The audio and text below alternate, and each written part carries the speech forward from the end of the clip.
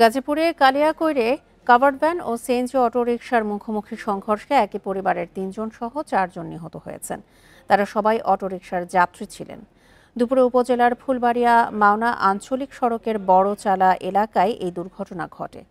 এ ঘটনায় আহত একজন হাসপাতালে চিকিৎসাধীন রয়েছে। পুলিশ জানায়, মাওনা থেকে সিএনজিটি ৪ জন যাত্রী নিয়ে কালিয়াকৈরে যাচ্ছিল। এ সময় বড়চালা এলাকায় পৌঁছলে বিপরীত দিক থেকে আসা একটি কাভার্ড ভ্যানের মুখোমুখি সংঘর্ষ হয়।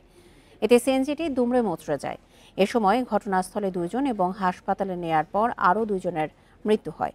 নিহতরা বগুড়া জেলার ধুনট উপজেলার বাসিন্দা। এই ঘটনায় কাভার্ড ভ্যানটি জব্দ করা হলেও পালিয়েছে চালক। নিহতদের মধ্যে একই পরিবারের ৩ জন রয়েছে বলে জানিয়েছে পুলিশ। এদিকে নওগাঁয় ট্রাক চাপায় এক অটো ভ্যান চালক নিহত হয়েছে।